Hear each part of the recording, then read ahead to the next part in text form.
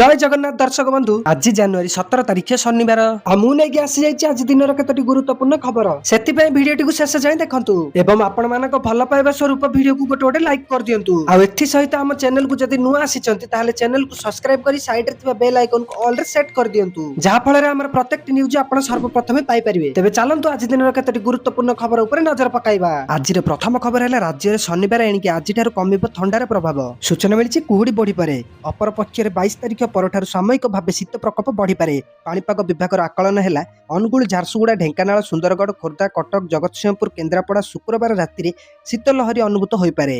यह सहित बालेश्वर भद्रक जाजपुर केन्द्रापड़ा कटक जगतसिंहपुर कलाहांडी सुंदरगढ़ मयूरभंज कंधमाल जिले में मध्यम धरणर कुहुड़ी संभावना अच्छी तथा अनुमान करा दिनक पर राज्य में सर्वनिम्न तापमात्रा 2 ରୁ 4 डिग्री बढ़ी पारे। विस्तारित पाणीपाग आकलन अनुसार 16 ରୁ 22 तारिख भितर उत्तर अभ्यंतरीण अंचल में राति तापमात्रा 4 ରୁ 8 डिग्री दक्षिण अभ्यंतरीण में 8 ରୁ 10 डिग्री एवं बाकी अंचल में 10 ରୁ 14 डिग्री पाखापाखि रही पारे। 23 ରୁ 29 तारिख भितर उत्तर अभ्यंतरीण अंचल में सर्वनिम्न तापमात्रा 6 ରୁ 10 डिग्री दक्षिण अभ्यंतरीण में 10 ରୁ 14 डिग्री एवं बाकी स्थान में 12 ରୁ 16 डिग्री सेल्सियस रही पारे। वर्तमान राज्य में क्रमशः दिन तापमात्रा वृद्धि पाइबा आरंभ होईछि। परवर्ती खबर सुपरहिट स्कीम 20 टंकार 2 लाख लाभ। तेज सूचना मिली भारत सरकार निरंतर भाव में नागरिक मानक पई योजना कार्यकारी करुछंती जहाँ सेमानक जीवन को सीधा सड़क प्रभावित करे। एही योजना गुड़िक कष्टकर समय रे आर्थिक सुरक्षा एवं सहायता प्रदान करबा लक्ष्य रखिछि।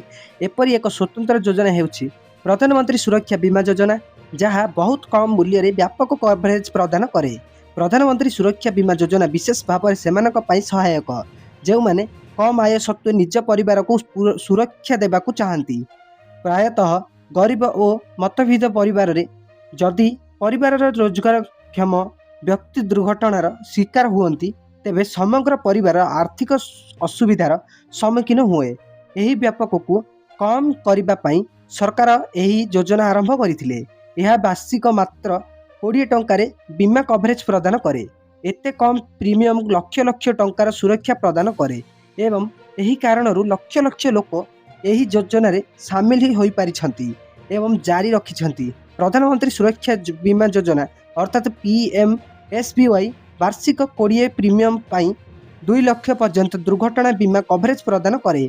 एही योजनार वैधता अवधि प्रतिवर्ष जून 1 ରୁ मे 31 पर्यंत चली थाए एवं यह 2015 रे आरंभ होइथिला। परवर्ती खबर है पीएम किसान योजना रे 22तम किस्ती को नै आसिला बड़ अपडेट। तेज सूचना मिली भारत रे लक्ष लक्ष चाषी बास करती जहां जीविका सीधा सड़क कृषि उपर निर्भर करे। एही चाषी मानक आर्थिक सहायता प्रदान करबा पई केंद्र एवं राज्य सरकार समय समय रे विभिन्न योजना आरंभ करती। गोटे गुरुत्वपूर्ण योजना हेउची प्रधानमंत्री किसान सम्मान निधि योजना जहाँ क्षुद्र एवं आर्थिक भाव में पछुआ चाषी मानक सीधा सड़क आर्थिक सहायता प्रदान करे। एही योजना अधीन रे प्रति वर्ष 3टी सम्मान किस्ती रे चाषी अकाउंट को 2000 टंका स्थानांतर करा जाए। ए पर्यंत एही योजनार 21टी किस्ती जारी करा जाइछि एवं लक्ष लक्ष चाषी एथिरु उपकृत हेउछंती। चाषी माने एबे 22तम किस्ती पई उत्साहर सहित अपेक्षा करिछंती। सेमानक स्थान रे प्रश्न हेउछि 22तम किस्ती एबे जारी हेबो। परवर्ती खबर एबे प्रति मास रे पाइबे 20,000 पेंशन। तब सूचना मिलिछि अवसर पर नियमित आय समस्तकर प्राथमिक आवश्यकता। एपरि समय रे लोक माने चाहंती जे सेमानकर टंका सुरक्षित रहू एवं सेमाने एक स्थिर मासिक देय पांतु। पोस्ट ऑफिस माध्यम रे एक सरकारी योजना वरिष्ठ नागरिकों को यही निश्चितता प्रदान करे। कम विपद स्थिर सुध एवं ग्यारंटेड आय यही योजनार प्रमुख वैशिष्ट्य। पोस्ट ऑफिस वरिष्ठ नागरिक सचय योजना विशेष भाव में 60 वर्ष एवं तदूर्ध बयसर लोकों पई डिजाइन करा जाइछि। एही योजना रे निवेश सरकार द्वारा ग्यारंटेड दिया जाइछि अर्थात सेमानकर टंका संपूर्ण सुरक्षित। एही योजना सेमानक पई आदर्श जेउ माने जेकोसी विपद बीमा अवसर पर नियमित आय चाहती।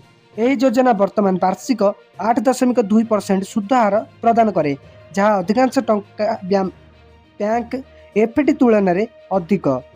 विशेष वैशिष्ट्य हेउछि यही सुध हार स्थिर एवं बाजार उत्थान पतन द्वारा प्रभावित हुए नहीं। सरकारी ग्यारंटेड निवेशक मानकु कौनसी चिंता नहीं। परवर्ती खबर एबे पुणी थरे ट्रंप को टैरिफ धमक। तेज सूचना मिली समग्र विश्व को पुणी थरे टैरिफ धमक देले ट्रंप। ग्रीनलैंड उपर अमेरिका प्रभुत्व को अस्वीकार कले लागिबो भारी टैरिफ। ଗ୍ରୀନଲ୍ୟାଣ୍ଡ ଆମେରିକା ଜାତୀୟ ସୁରକ୍ଷା ସହ ଜଡ଼ିତ ଏବଂ କୌଣସି ଦେଶ ନାମ ନେଲେ ଅତିରିକ୍ତ ଟାରିଫ ଲାଗିବ ବୋଲି କହିଛନ୍ତି ଟ୍ରମ୍ପ। ପୂର୍ବରୁ ଇରାନ ସହ ବାଣିଜ୍ୟିକ ସମ୍ପର୍କ ପାଇଁ 25% ଟାରିଫ ଧମକ ଦେଇଥିଲେ ଡୋନାଲ୍ଡ ଟ୍ରମ୍ପ। ଟ୍ରମ୍ପ ଲଗାତାର କହିଛନ୍ତି ଯେ ଆମେରିକା ଗ୍ରୀନଲ୍ୟାଣ୍ଡକୁ ନିୟନ୍ତ୍ରଣ କରିବା ଉଚିତ କାରଣ ଏହା ତାଙ୍କ ଦେଶର ସୁରକ୍ଷା ପାଇଁ ଆବଶ୍ୟକ।